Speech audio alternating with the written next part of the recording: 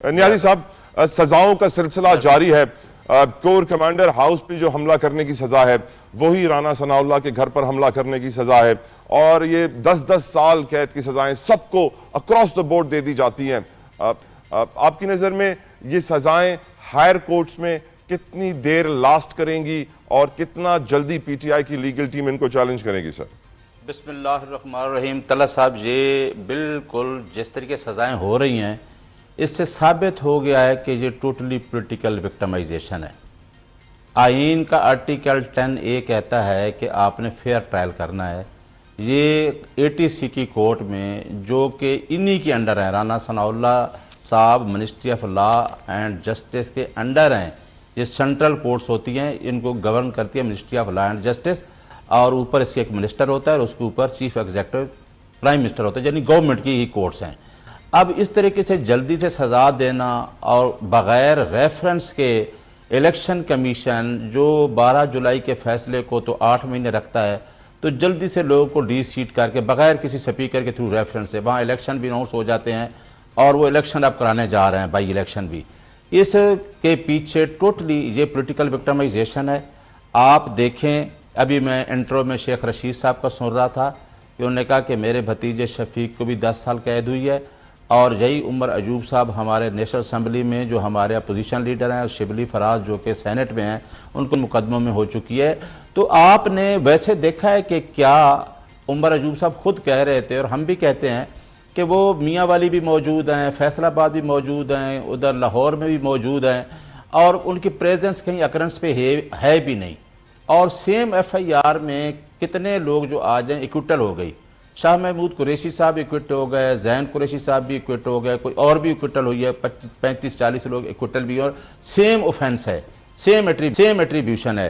तो ये तो बिल्कुल फेयर ट्रायल नहीं है। इंशाअल्लाह ये सज़ाएं जो हैं ये पॉलिटिकल विक्टिमाइजेशन इस्लाम हाई कोर्ट से जो कंसर्न हाई कोर्ट्स होंगी, सुप्रीम कोर्ट होगी, और हमें उम्मीद है कि ये सारे केसेस जो हैं वहाँ जाके ख़त्म हो जाएंगे। जिस तरीके से खान साहब के केस आपको पता है कि साइफर आया, इद्दत के केसेस आए, तो ये पार्टी के ऊपर टोटली प्रेशर है और कुछ भी नहीं है।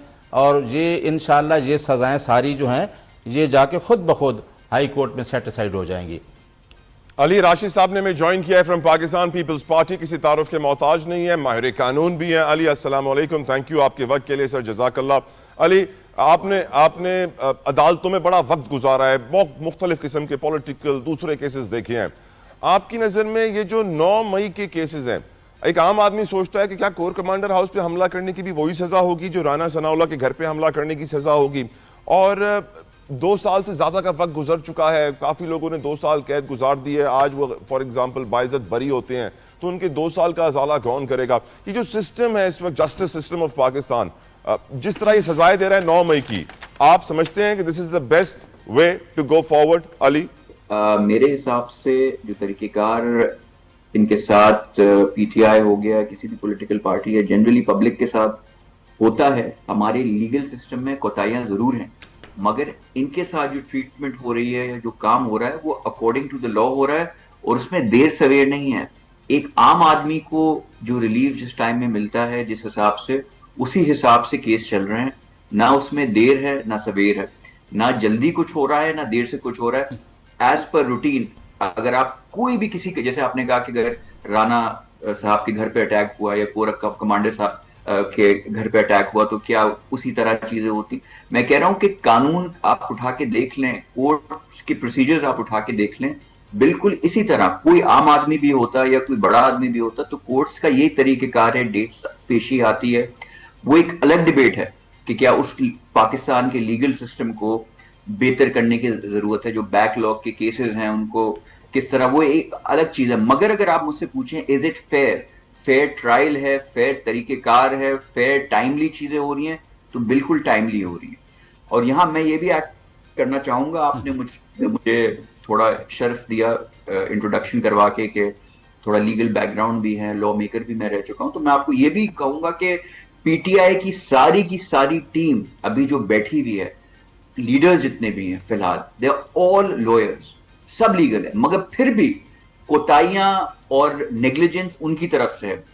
ऐसे बहुत सारे खान साहब के केसेस हैं जिसमें इन्होंने बेल अप्लाई ही नहीं की हुई थी, ऐसे ऑल बहुत सुस्त रवि के शिकार केसेस हैं पीटीआई के, जो उनकी लीगल टीम ने कुछ डॉक्यूमेंटेशन या बहुत टेक्निकल चीजें हैं जो नहीं प्रोवाइड की, उसकी वजह से डिलेज आई। ये मैं आपको बहुत वसूख से बात बता रहा हूँ। So I think they need to get their house in order. But to answer your question कि क्या चीजें जैसी चलनी चाहिए वैसी ही चल रही, बिल्कुल मेरे हिसाब से तो चल रही है। अगर नहीं चल रही तो बता दें कि ऐसी कौन सी अनोखी चीज उनके साथ हुई है जो माजी में किसी के साथ नहीं हुई है, किसी और पॉलिटिकल लीडर के साथ नहीं हुई है। जो ये कह रहे हैं अली के पॉलिटिकल विक्टिमाइजेशन, और हम जानते हैं कि जो भी पार्टी पावर में आ रही होती है वो हमेशा ये कहती है कि हम इंतकामी सियासत नहीं करेंगे, हम बदला नहीं लेंगे, होता वही है हमेशा। क्या आप समझते हैं there is any political victimisation Ali? देखिए, पॉलिटिकल विक्टिमाइजेशन केसेस उन पे बने हैं। I think don't do the crime if you can't do the time.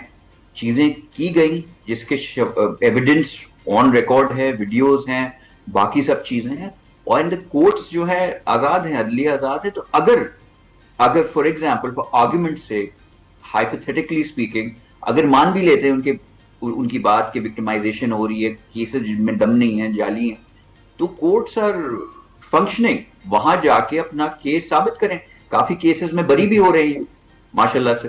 तो अब ये तो नहीं चलेगा ना कि जहां जहां बरी हो रहे हैं वहां लीगल सिस्टम सही ठीक है, सब चीजें सही चल रही हैं, विक्टिमाइजेशन नहीं हो रही, मगर जहां थोड़ी इनको रुकावट आ रही है या कोई प्रॉब्लम हो रही है तो वहां पॉलिटिकल विक्टिमाइजेशन भी हो रही है चीजें। तो we have to be fair when we analyse these things. ठीक है अली।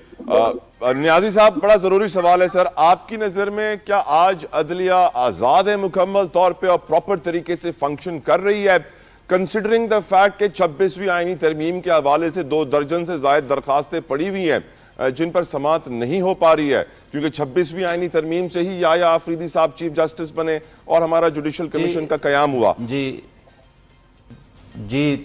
तला साहब, मैं सबसे पहले तो मेरे भाई जो गुजारिशात कर रहे थे कि ठीक है जी, इमरान खान की एक लीगल टीम थी तो शायद इधर से कोई कमज़ोरियाँ हुई होंगी, वो तो हमें पता है कि जिस तरीके से इलेक्शन हुए, जिस तरीके से चल रहा है सिस्टम, वो हमें पता है। लेकिन मुझे ये बता दें कि इमरान खान की जो अभी बेल हुई, जिन 8 केसेस में प्रोसिक्यूशन की तरफ से चालान तक पेश नहीं किया गया, जो which is mandatory under section 173 के दिन के अंदर चालान देना है। वो कौन सी बात थी कि इमरान खान की 6 महीने post arrest bell Lahore high court में पेंडिंग रही। नेशनल जुडिशियल पॉलिसी ये कहती है कि आपने पोस्ट अरेस्ट बेल का 15 दिन के अंदर फैसला करना है कि अगर कोई आदमी की बेल होनी है और वो अंदर रहा तो समझा जाएगा कि उसकी सजा है। ये क्या चीज़ हमें बता रहे हैं? हमें पता है कि प्रोसिक्यूशन ने क्या किया और किस तरीके से पॉलिटिकल विक्टिमाइजेशन है। अदलिया बिल्कुल आज़ाद नहीं है। अदलिया और इलेक्शन कमीशन, तल्ला साहब, ये एक्सपोज हो चुके हैं। ये जो इलेक्शन कमीशन है, अभी फिर बाई इलेक्शन में हम जा रहे हैं। मुझसे कल भी किसी ने पूछा कि ये इलेक्शन कमीशन क्या करेगा। मैंने कहा इलेक्शन कमीशन और अब उसके साथ गवर्नमेंट भी हो गई है और अब जो होना है हमें पता है, लेकिन हम एक्टिविटी में जाना चाहते हैं कि लोगों की नफरत और बढ़ेगी इनके खिलाफ। लोगों को पता है कि वोट हम किसी को दे के आते हैं और फॉर्म 45 पे कोई जीत तो रहा होता है और फॉर्म 47 पे कोई और जीत जाता है। तो ये लिहाजा आप मुझसे अदलिया की आज़ादी का बिल्कुल ठीक पूछा है। अदलिया कोई आज़ाद नहीं है। 26वीं तरमीम के बाद अदलिया जो है वो मुलाजिम हो चुकी है, ना कि उनकी कोई कॉन्स्टिट्यूशनल कोई आज़ादी रही है। आपने जो उनकी आज़ादी थी, जो प्रियम्बल में लिखा है कि अदलिया की आज़ादी बेसिक स्ट्रक्चर है आइन का, उसको आप नहीं छेड़ सकते। आपने उठा के एग्जेक्टिव के नीचे दे दी अदलिया को और आपने उसकी आज़ादी छीन ली है। कहाँ अदलिया आज़ाद है? ना अदलिया आज़ाद है, ना इलेक्शन कमीशन आज़ाद है। और सुप्रीम कोर्ट का आपने संभल के केस से लेके जिस तरीके से हमें इलेक्शन में जाने दिया, जिस तरीके से लोगों के साथ जुल्म जबर तशद्दुद हुआ, हमसे संभल छीन लिया गया, हमसे वो सीटें ली गई जो आइन कहता है कि प्रोपोर्शनल सीट्स हैं, ये आप किसी को नहीं दे सकते, वो सीटें ले ली गई। फिर फॉर्मर चीफ जस्टिस ने 3 सीटें वो ले ली जो रिकाउंटिंग में ले ली। तो ये क्या करने जा रहे हैं स्टेट के साथ? कहां से अदलिया आज़ाद है? कहां से आपका इलेक्शन कमीशन इलेक्शन कराता है अंडर आर्टिकल 218(3) के तहत? वो कहता है कि जी आप आज़ाद इलेक्शन करें। लिहाजा इलेक्शन का बाजार गर्म हुआ था। जिस तरीके से सेनेट के इलेक्शन होते थे, जिस तरीके से दूसरे इलेक्शन, ये प्रैक्टिस इन्होंने कराई हुई है। और अभी मैं ये कहता हूं कि ये फैसले हाई कोर्ट में जाएंगे, सुप्रीम कोर्ट में जाएंगे, जो टोटली पॉलिटिकल विक्टिमाइजेशन है, ये फारिग हो जाएंगे, क्योंकि ये फेयर ट्रायल नहीं है। हमने देख लिया है। और इसी में एक सरगोदा के जज ने लोगों को इक्विटल किया हुआ है। एक जज लिखता है कि पैरा नंबर 37 में सरगोदा के जज ने लिखा है कि जी एक आदमी की एफिलिएशन पाकिस्तान तहरीक इंसाफ के साथ है, लिहाजा मैं उसको सजा दे रहा हूं। तो भाई देखिए, अभी उमर अयूब की बात करते हैं, उमर अयूब कितनी जगह पे पहुंचा है।